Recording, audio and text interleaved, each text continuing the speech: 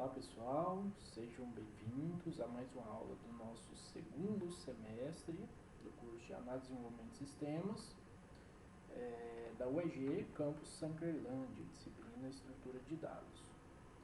Bom, para hoje nós vamos trabalhar um pouquinho algumas questões da linguagem C, como vimos no semestre passado, tá?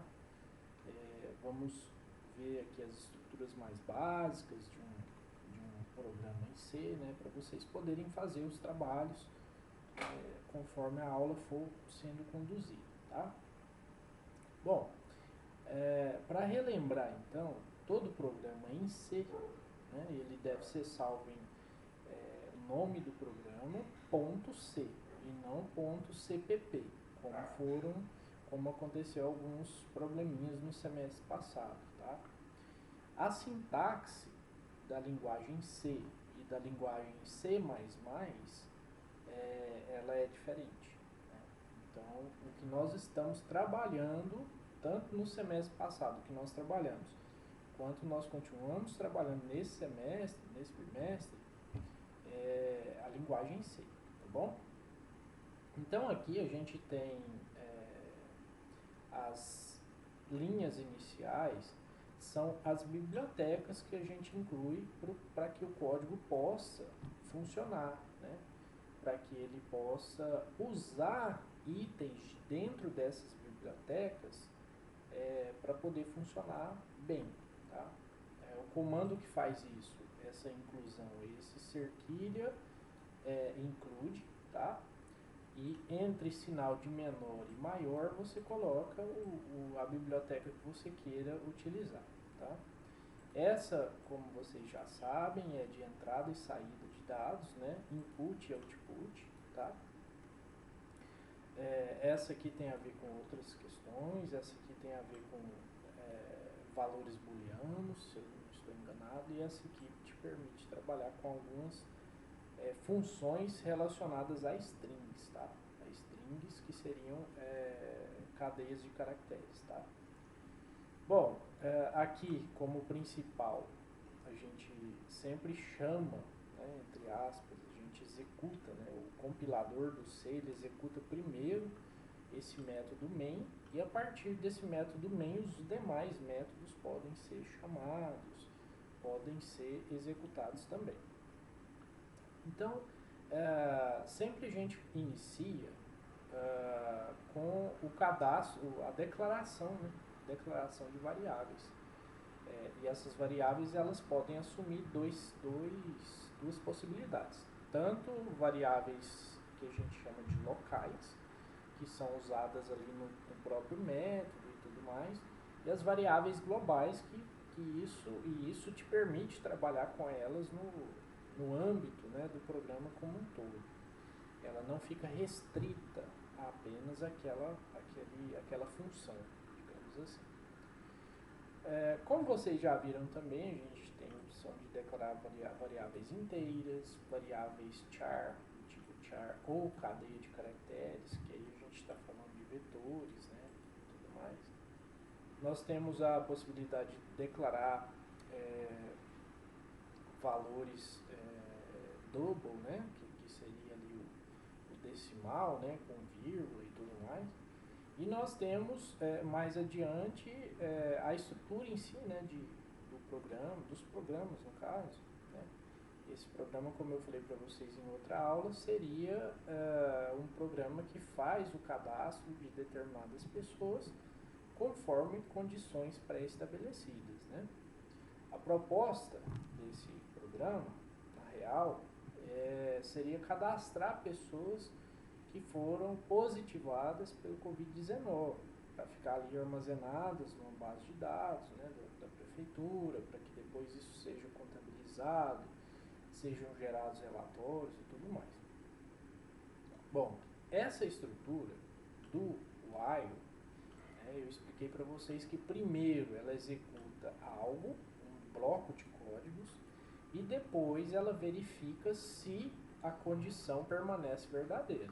No caso, esse programa aqui que eu fiz, ele é rodado praticamente todo dentro dessa estrutura do while, Então, a condição para ser verdadeira aqui, para continuar executando ele em loop infinito, né, até que a condição seja satisfeita, é enquanto a gente não digita zero na opção. Né?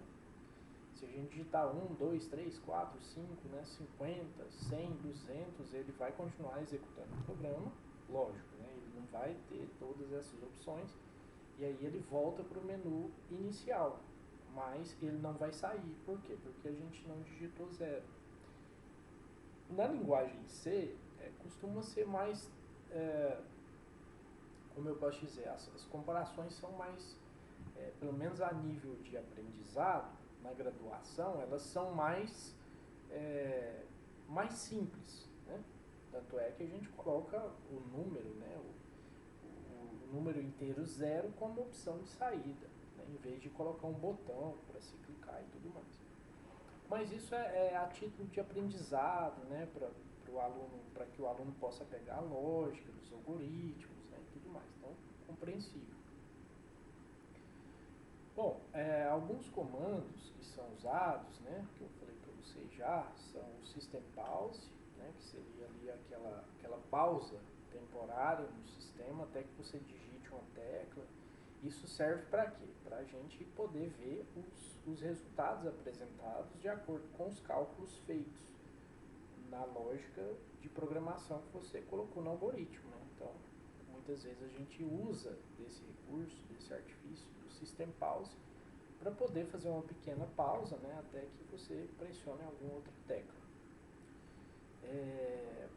Um detalhe que eu queria falar para vocês é o seguinte, ó, esse operador aqui é um operador que vai falar assim, ó, se a opção for diferente de zero, né, ou seja, esse exclamação igual é diferente, tá? Nós poderíamos usar esses dois iguais aqui para poder estabelecer uma comparação. Ou seja, o valor que está aqui dentro de opção, se for zero, sai, se não for, continua o programa, certo? Então, esse pequeno detalhe aí, né, de, será que é diferente? Eu poderia colocar assim, ó, por exemplo, maior, menor, igual, né, essas coisas. Esses são os operadores que a gente viu lá mais no início da disciplina, né? Operadores de comparação e tudo mais. Bom, então, já que o sistema ele é todo executado, né, de forma que primeiro se executa o bloco de código, seja qual for ele, né, depois verifica se a opção é zero ou não. Né, então isso faz sentido. Por quê? Porque primeiro você mostra o menu e depois você, tem inclusive o zero aqui, né? Zero para sair do sistema. Então, se apertou zero, então ele sai do sistema. Quando vai para o 1, né? De toda forma, quando você coloca esse comando, o scanf, né? Que fica dentro da biblioteca stdio, isso mesmo, stdio.h, né? Que é essa biblioteca aqui. Então esse scanf e esse printf, eles são comandos internos dessa biblioteca. Então por isso que a gente usa, bom, se não me engano o printf é nativo, mas o scanf ele está dentro da biblioteca stdio, certo? Então é assim, né? Por exemplo, são questões de sintaxe mesmo, né? Da linguagem C. Por exemplo, o system CLS, ele vem para fazer uma limpeza na tela. Então, tudo que está escrito, exibido na tela, então, por isso que eu coloco aqui esse comando inicial, para limpar a tela se tiver alguma coisa limpa, né? E aí mostra só o menu aqui abaixo e tudo mais. Esse barra, contra barra, na verdade, né? Barra na diagonal, né? Deitada para a direita, e a contrabarra é deitada para a esquerda, né? Vamos colocar assim. Esse contrabarra N, ele serve para você quebrar a linha, tá? Quebrar a linha ao final do printf no caso. Isso aqui vai mais da organização do programador mesmo, né? Bom, então esse sistema ele tem duas opções iniciais. A primeira é cadastrar um paciente, a segunda é sair do sistema, né? E esse scanf, ele dá aquela pausa no sistema, interrompe a execução momentaneamente, esperando que a pessoa que está usando, né, o usuário que está usando, ele digite um número, e esse número ele vai ser lido pelo percentual D, né, e vai ser armazenado na variável opção. E essa variável opção, lá embaixo no código, ela vai ser lida, né, ela vai ser comparada. Se for zero, sai, se não, continua, né? Volta para o loop inicial, ou seja, para a execução novamente do programa. E aí, qual que é o comando que vai ser executado? O CLS. Para fazer o quê? Para fazer a limpeza da tela. Okay? E assim a gente vai caminhando, né? E um detalhe importante, que eu brinquei com isso, né, na proposta lá do sistema, foi uma espécie de autenticação de usuário, né? Você coloca aqui um usuário e senha e vai estabelecer essa comparação, né? Então, se, por exemplo, o login que eu digitei lá, e esse login ele é uma variável char, né, de caracteres, eu comparo ele se ele for admin, né? Então, se ele for, desculpa, gente, se ele for admin e a senha também for admin, né? Então, damos prosseguimento à execução do restante do código. Se não, a gente emite uma mensagem para o usuário falando o seguinte: olha, suas credenciais estão incorretas, ou você não tem acesso, ou a senha mudou, alguma coisa assim, né? Então, o que a gente usa para estabelecer, para fazer essa comparação entre valores de caracteres, né? Aqui a gente tem um padrão, né, que todo mundo usa, que seria o admin, né? Então esse admin, ele está entre aspas duplas, ele é uma string, né? E o login, ele também é uma string de caracteres declarado lá no início do sistema, né? Tá aqui, ó, login, né, de 10 posições e a senha de 10 posições. Então esses caras, tanto o login como a senha, né, eles vão ser comparados. Né? Eu coloquei aqui senha admin, aliás, login admin, né, e a senha seria admin também, mas pode ser 1, 2, 3, bola, fruta, né, alguma coisa assim. A questão é, comparou, beleza, segue o código. Né? Se está igual, segue o código. Aí, pessoal, o que eu quero chamar a atenção é para essa função aqui, ó, strcmp. Seria algo no sentido assim, ó, string compare, né? Ou seja, comparação de strings. E essa função de comparação de strings, ela tem dois parâmetros que você passa, né? Obviamente a primeira string e depois a segunda string. Se o resultado for zero, né, for igual a zero, significa que as strings são iguais. Né? Se eu colocar, por exemplo, lá, se eu digitar no login admin 01, né? Admin 01 não seria igual a admin. Então essa comparação ela daria errado e aí o sistema retornaria que não tinha conseguido fazer a autenticação. Né? Bom, então, outra coisa importante, que é o operador aqui, o operador lógico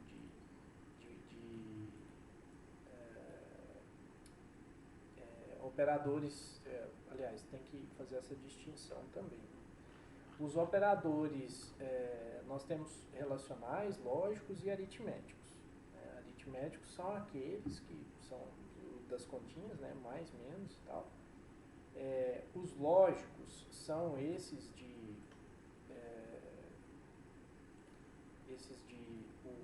o e, o ou, né? O diferente, o não e tal. Diferente não, o não, né? Você consegue negar uma condição. Ou seja, você faz o que tem aqui dentro do parêntese, por exemplo, é uma condição. Né? Você pode, por exemplo, negar essa condição. Você pode falar um não aqui, ó, se não, né, com exclamação e tal, a gente usa exclamação na linguagem C. Então, se atentem, vão lá na literatura, vão pegar, olha, o que é operador aritmético, o que é operador lógico, né, o que é operador relacional, certo? Essa strcat também é uma função da linguagem C, ela serve para string cat, né? Ou seja, está concatenando as strings, ou seja, juntando mais informações naquela string, de forma que você tem, por exemplo, uma string que tem a letra A, aí você quer concatenar a string que tem uma string que é a letra B, por exemplo. Então você faz aqui o strcat, ele vai concatenar o A com B, aí você vai ter AB, né? Aí você quer concatenar, por exemplo, o C, aí você concatena, fica uma nova string que se chama ABC, né? Então assim a gente vai caminhando nas concatenações. Eu fiz muito isso aqui para montar uma linha, ao final da execução do programa, montar uma linha separado por esse símbolo aqui que é o cerquilha, né? Porque quando você tem uma string, né, que ela vai repetir muito num banco de dados, por exemplo, que no nosso caso aqui não seria um armazenamento relacional, é um simples banquinho de dados, né? Um banco de dados em um arquivo. Então você pega ali linha a linha daquele arquivo e você consegue caminhar pelas strings, né? E aí eu coloquei esse cerquilho, esse joguinho da velha, como separação de informações. Por exemplo, vai ter o nome, aí coloca o cerquilho, aí vem a idade, coloca o cerquilho, vem o sexo, coloca o cerquilho, né? Para que depois isso possa ser importado no Excel ou aplicativo de planilha eletrônica similar, para que ele possa ser importado em algum outro sistema que vai poder lidar com esse padrão que a gente estabeleceu, né? Vamos supor que a gente tenha 2.000 nomes cadastrados, né? 2.000 pacientes, melhor dizendo, cadastrados. Ele vai andar essas 2.000 linhas, né? Linha a linha, e vai pegar esses cerquilhazinhos e vai identificar, opa, então a primeira parte dessa string aqui eu tenho nome, a segunda parte eu tenho CPF, a terceira parte eu tenho a idade, o sexo, né, e por aí vai, certo? Então, atenção, né, para essa funçãozinha strcat, essa função strcmp, né, de comparação. Deixa eu ver o que mais dá para a gente analisar desse programa. Bom, aqui a gente faz um comparativo simples, né? A gente coloca essa variável salvar e esse salvar ele recebe um número inteiro, ou 1 ou 2, né? Então se a pessoa digitar 1, ele vai executar essa primeira parte do código, e se a pessoa digitar 2, ela eventualmente ela vai seguir para outra parte, né? Para depois da primeira condição, né? Que seria o se não. Mas é isso. Aqui a gente trabalha com ponteiro, não vou adentrar muito, né? Assim, mas é bom que vocês vejam a sintaxe da linguagem C, né? Todo comando ele tem um ponto e vírgula no final para indicar que é o final, tá? Esse ponteiro aqui, essa variável ponteiro, né? Do tipo file, ou seja, do tipo arquivo, ela vai receber um fopen, que é uma função de arquivo, né? Abre o arquivo, open, traduzido para o português é abrir, né? Então aqui a gente tem como se fosse um file open, ou seja, abra o arquivo, aí você passa o primeiro parâmetro como sendo o caminho mais o nome dele. Qual caminho que eu estou falando? Se o arquivo estiver no mesmo diretório, né, ou seja, o banco de dados.txt, no meu caso, poderia ser assim, por exemplo, futebol.txt, pode, o nome é você que escolhe, né? Então aqui eu tenho banco de dados.txt, né, que é o primeiro parâmetro, e aqui se tivesse em outra pasta, por exemplo, eu ia colocar assim, ó, pasta xxx barra nome do arquivo, né? Mas como está no mesmo diretório que eu estou executando o sistema, eu deixo dessa forma aqui. O segundo parâmetro, a gente informa esse parâmetro se ele vai ser somente leitura, se ele vai ser leitura e gravação, né? Eu passei uma postilhinha para vocês darem uma pequena olhada sobre isso, tá? Eu acho que ela foi publicada lá no apoio CEAR, se eu não estiver enganado. Vamos até olhar isso agora, para vocês poderem acessar tranquilamente, né? Vamos lá, estrutura de dados, tá aqui materiais didáticos, não, primeiro bimestre, não, deixa eu ver aqui, informações. Gente, essa apostila eu vou publicar para vocês, ela é um PDF muito bacana, vou publicar ainda hoje para vocês, tá? Para vocês verem lá quais são todas as opções da função fopen, quais são os tipos de entrada aqui, ó, os parâmetros, tá? Nesse caso, ó, abrindo o arquivo com tipo de abertura A, ou seja, se não existiu o arquivo, ele vai criar, e se já existiu o arquivo, ele vai conseguir escrever no final do arquivo, tá? Como que a gente escreve no final do arquivo? Aqui tem um tratamentozinho de erro, né? Se o ponteiro for nulo, ele fala, olha, não consegui encontrar o arquivo, vou abrir esse arquivo, né? Mas, caso contrário, a gente coloca o seguinte, fprintf, ou seja, file, printf, o printf faz o quê? Faz a impressão, escreve, né? Literalmente escreve.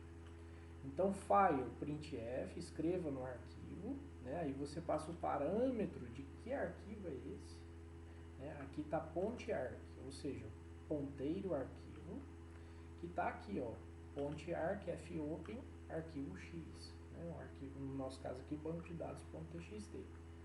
Então, depois que você passa esse parâmetro, esse caminho, esse arquivo aberto, né? Aí você coloca lá, você faz uma quebra de linha, né? E pega a sua string, ou seja, percentual S, e referencia ela aqui, ó. Então essa variável registro, ela foi montada. Lembra lá que eu falei? Eu pego o nome, coloco o jogo da velha, pego a idade, a data de nascimento, o sexo, o endereço, tudo, né? Eu vou montando uma grande string. Então aí eu chamei essa string de registro. E aí fica fácil, né? Aqui você indica, olha, eu quero guardar uma string, eu quero escrever né, eu vou dar um fprintf, na onde? No arquivo que eu indiquei, né? E aí você passa o que você quer escrever e onde está esse conteúdo escrito, né? Que está dentro dessa variável registro, tá? E no final, file close, né? E passa ele como parâmetro, como argumento. Alguns autores usam o nome parâmetro, outros usam o argumento, né? Mas isso é detalhe. Então a gente faz um fclose nesse arquivo e pronto, né? A lógica do sistema é essa, né? Do armazenamento. Primeiro você abre, escolhe os parâmetros, faz o que tem que fazer e depois você fecha, né? Você faz um fclose. A segunda condição que o sistema pede, que ele estabelece, que seria ali as regras de negócio, seria fazer um comparativo, né? Se a pessoa tiver mais de 65 anos, mais ou igual a 65 anos de idade, ele emite um aviso, né? Ó, o sistema identificou que a pessoa faz parte do grupo de risco e tal, então vamos colocar ela no segundo banco de dados, que no meu caso aqui eu dei o banco de dados 2.txt, né? Mesmo procedimento. Aí eu pego e coloco assim, para ficar mais intuitivo, eu acrescento um 2 aqui, ó. Um 2 no ponteiro do arquivo aqui, um 2 aqui também no banco de dados, né? Só para a gente ter condição. E como as minhas variáveis já estavam todas com valores dentro delas, né? Eu fiz o quê? Eu criei uma variável registro 2, que vai ser aquela linha maior, né? E fui concatenando, ó. Concatenei o nome, com o joguinho da velha, com o CPF, com o joguinho da velha, com o CEP, para entender aonde essa pessoa foi infectada, né? Onde vai ter maiores surtos e tudo mais, tá? E assim sucessivamente. Aqui seriam os fechamentos, né, das partes quando uma condição não é verdadeira, ele vai para o senão, né? Para o else. A gente fala o senão aqui de else. A gente chama o senão de else, tá? E aí a gente normalmente é como se fosse um tratamento de erro, né? A gente testa uma condição, se ela não der certo, vem para cá. Então, ó, não foi possível salvar o arquivo, credenciais incorretas, né? E aí a gente vai tendo ideia, né? À medida que a gente vai vendo o código escrito, a gente vai vendo que a gente pode usar os ifs alinhados, como eu falei para vocês. O que é isso? Um if dentro do outro, né? Uma condição dentro da outra, para a gente ir esgotando as possibilidades de você não pensar em alguma outra coisa que não, né, que não tem aqui no sistema, que não tenha tratamento aqui no sistema. Então, isso aqui a gente está vendo a linguagem C. Em outras linguagens, a lógica segue a mesma, né? Você normalmente, enquanto desenvolvedor, você analisa situações, sabe das regras do negócio, vai colocando condições, né? Já eu vou mostrar para vocês como que está um projetinho que eu fiz, que eu estou fazendo, para vocês entenderem um pouquinho mais de lógica, né, dessa parte aí, como a estrutura de dados se relaciona com ela, né, e tudo mais. Mas de momento é isso, tá? Eu vou dar uma olhadinha eu vou fazer a postagem da apostila para vocês. Eu vou ver aqui o exemplo, deixa eu ver. Ah, tá. Esse exemplo aqui da calculadora, que foi o trabalho que eu pedi para vocês, né, naquela aula, né, antes de fechar o primeiro bimestre, a gente usou a estrutura do while também, né? Vocês já postaram esse trabalho aqui. Nós declaramos uma variável de resultado como float, ou seja, ela vai ter vírgula, né, vai ser um ponto flutuante. Usei o mesmo princípio daquele trabalho aqui, olha só, System CLS, que vai fazer a limpeza da tela, depois você monta uma estruturazinha amigável, uma estrutura que você deixe o usuário perceber as opções, né, todas alinhadinhas, certinhas e tal. Tanto vamos executar, né, compilar e executar aqui. Se ela vai executar, deveria, né? Deveria executar, ó, abriu. Então aqui a gente tem as opções, né? Vamos somar alguma coisa, né? Digite o número 65 mais 2, daria 67, né? E aí a gente faz o que? Dá um Enter e ele volta para a parte inicial, né? Como se fosse realmente uma calculadora mesmo, tá? Então eu vou colocar o 0 aqui para sair e pronto. Para mostrar, né, que a função, esse teste lógico aqui está funcionando. Né? E o detalhe que eu quero que vocês prestem atenção é o seguinte, pessoal. Lembram lá que eu falei de variáveis globais? Né? Quando você cadastra uma variável dentro de um método, seja ele o método principal, que é o main, ou algum outro método, por exemplo, uma subtração aqui, você está cadastrando uma variável local. Cadastro, né? Quando você está de fora do main ou de qualquer outro método, logo abaixo da declaração aqui, da inclusão das bibliotecas, elas ganham status de variáveis globais. Né? Até coloquei aqui, ó, variáveis globais declaradas. Então essas variáveis globais, elas vão poder ser utilizadas no código todo, tá? No código todo.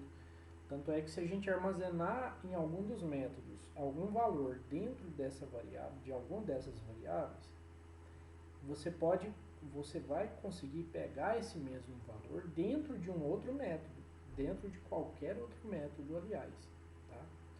Então essa é a diferença de variável global e local. Aqui a gente tem um exemplo. Ó, esse int opção aqui, ó, declaração de variável local. Esses outros aqui, ó, int num e num 2 e float resultados, são variáveis globais declaradas.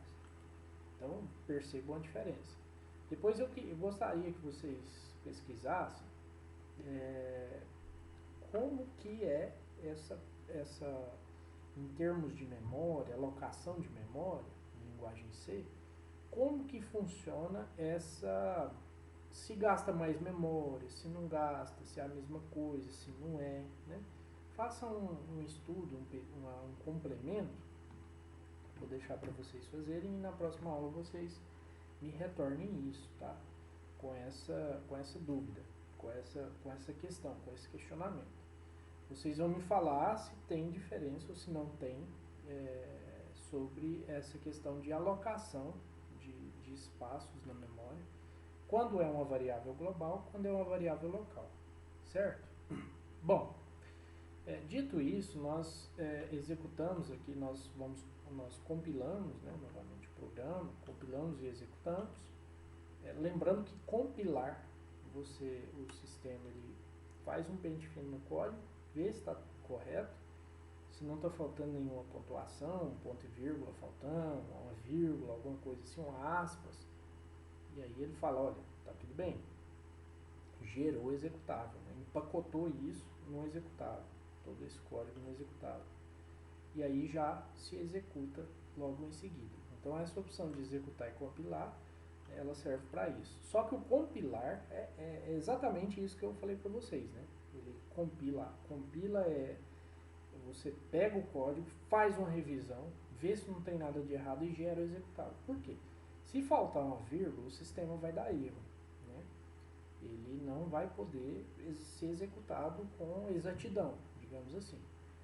Agora, nós temos que entender o seguinte: nós podemos ter erros de lógica, né, em um sistema compilado. Significa dizer que nós temos um sistema que foi compilado sem nenhum erro sintático, né, mas ele pode ter erro de lógica. Que erro de lógica é esse? Por exemplo, você coloca lá para ler uma variável idade antes de você colocar uma mensagem para a pessoa digitar a idade, por exemplo. Percebe? Tem um erro lógico aí, alguma coisa assim. E erros mais complexos, lógicos também, que seriam algum tipo de comparação, algum procedimento que deveria vir antes e vem depois, ou vice-versa, né? Isso são erros lógicos. Então, veja bem, vocês podem ter um sistema que é compilado e executado, mas que tenham erros lógicos, né? Erro sintático não passa na compilação, você tem que obrigatoriamente corrigi-los. Então aqui, essa lógica desse sistema, desse código aqui, ele faz o quê? Ele escuta o que você vai ler, o que você digitar, qual a operação que você vai escolher, vai armazenar aqui dentro da variável opção, né, que você define, e aqui a gente faz um switch case, né? A gente testa as opções. Então, se for opção 1, caso 1, ele chama a função de adição, né? Aqui é uma chamada de função. E logo em seguida, o próximo comando obrigatório é o break. Se não, o que ia acontecer? O programa ele vai chamar essa adição aqui. Se não tivesse o break, ele ia testar os outros casos sem precisar, né? Sem precisar. E além disso, daria algum erro sim, né? Algum erro de execução aqui no código. Então, o bloco principal em si, ele é muito pequeno. Eles são 39 menos 5, ele dá 34 códigos, ó, de código principal, né, de código fonte. Daqui seria assim, ó, seriam as chamadas de funções, né? E aí as funções estão ali mais um pouco abaixo, né? Temos a subtração, aí nós temos a adição e tudo mais. Repare que essa estrutura montada no programa, ela vai pedir sempre 2 números. Então não fazia sentido a gente ficar repetindo, olha, digite o número 1, depois lê, depois digite o número 2. Né? Para isso a gente criou uma funçãozinha básica, né? Que é a função texto, poderia ser tipo função entrada, função informe números, né? Alguma coisa assim nesse sentido. Que vai fazer apenas um printf e armazenar esses valores digitados nas variáveis globais que foram declaradas lá no início do programa, né? Então é muito simples. Aqui, ó, a gente tem a chamada de função, a texto, né? Aí vem para cá. Ou seja, olha só, olha o caminho, né, percorrido. Primeira coisa que o usuário vai ver é isso, é o menu. Então ele vai lá, eu vou querer fazer uma subtração. Então ele vai digitar 2. Aí ele vem aqui para o switch case, opa, achei o 2, achei o caso 2. No caso 2, nós temos a chamada da função subtração e depois já sai do switch case, tá? Depois da execução dessa subtração. Então vamos lá, da linha 29 a gente passa para a linha 49, onde está a chamada da subtração. E na linha 50 a gente tem a texto, a função texto, e aí a gente volta para onde? Linha 42. Aí faz o que tem que fazer dentro da função, desse pequeno bloquinho, né?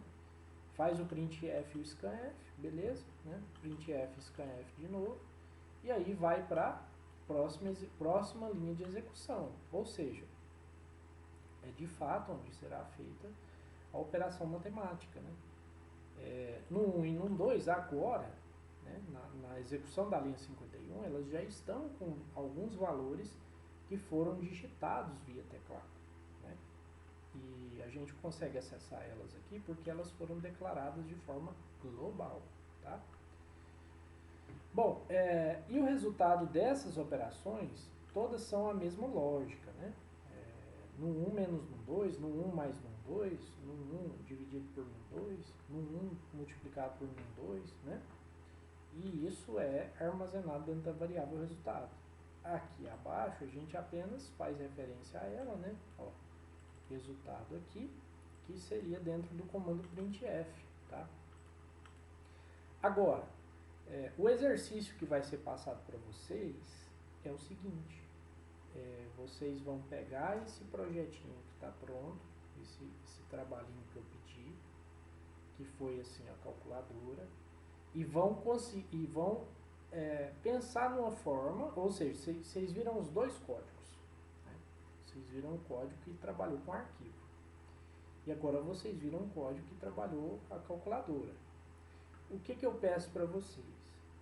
Vocês vão pegar o código da calculadora e puxar parte daquele código do programinha que eu fiz para dentro da calculadora. Para quê? Para armazenar as operações feitas.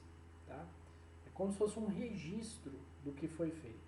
Então, a atividade de hoje, da aula de hoje, é essa.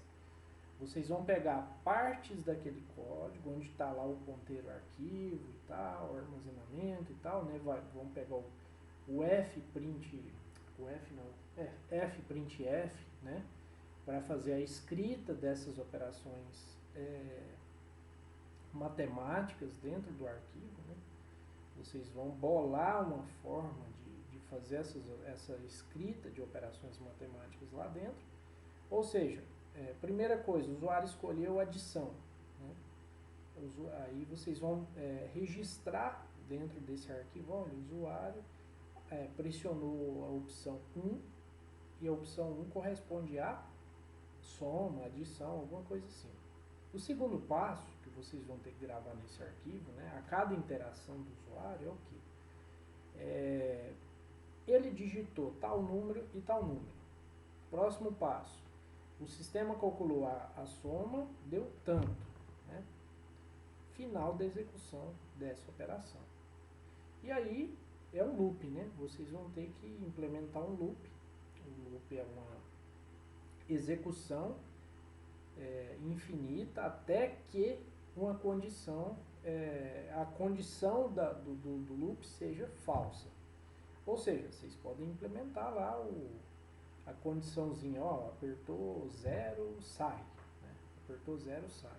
Né? E ele já não vai executar. Aliás, isso aqui já está até implementado aqui, né? Ó, apertou, pressionou 0, sai, né, do sistema. Então é isso. Bom, System Pause, né? Os códigos estão todos aqui. Vocês postaram esse trabalho também lá na plataforma, né? Para que eu fizesse a correção, lançasse nota. A questão agora é integrá-los, né? Integrar a função de escrita, de armazenamento em arquivo na nossa calculadora, certo? Então vocês vão fazer isso. Aqui no trabalho, né, eu vou dar mais uma passada no código, onde tem aqui a questão da... deixa eu ver aqui, a questão da... Aqui, ó, do armazenamento do arquivo, tá? Então, normalmente eu pergunto se eu quero, se a pessoa quer salvar, se ela colocar que sim, a gente abre o arquivo, né? Indica o nome dele. Detalhe, pessoal, esse parâmetro aqui é importante porque, dependendo do parâmetro que você informa ali, no caso eu estou informando A por quê? Porque eu não quero perder o conteúdo que vem antes, né? Então, sempre vai ser adicionado isso depois, tá? Então, cuidado, né? Usem esse parâmetro aqui, inclusive o A, né? Para fazer o armazenamento do que você digitar, né? Do que você fizer na operação matemática, ok? Quem quiser fazer, pode fazer essa parte aqui da estrutura condicional que vai autenticar, que seria assim uma espécie de permissão para você usar a calculadora, né? Seria um login e senha mesmo de acesso ao sistema. A nossa calculadora simples, ela é um sistema, né? Então imagine que fosse um sistema mais sofisticado, um sistema que devesse fazer, como eu posso dizer, que devesse ter de fato autenticação, né? Então vocês deveriam, né, colocar essa estruturazinha condicional. E um detalhe importante, pessoal, é o seguinte, aqui o login e senha, eles estão direto no código. Nós poderíamos trabalhar em outra oportunidade, em outra ocasião, alguma questão no seguinte sentido, ler esses dados em um banco externo, né, um banco de dados externo, onde o login e senha vão estar lá armazenado, inclusive a senha pode ser criptografada, né, pode ser usar algum tipo de criptografia, né, e no próprio algoritmo a gente usa essa criptografia para estabelecer a comparação das strings, né, para que assim a pessoa possa navegar, né, ela possa usar o sistema de fato, certo? Então fica aqui essa parte, né, vocês vão dando play aí no código, pause e play, né, entendendo o código, o que faz, eu procurei deixar bem comentado, tá bom? E isso seria a proposta da aula de hoje, tá? Espero que vocês tenham entendido e na próxima aula vocês retornem com essa atividade pronta, tá? Até mais, gente. Até a próxima aula.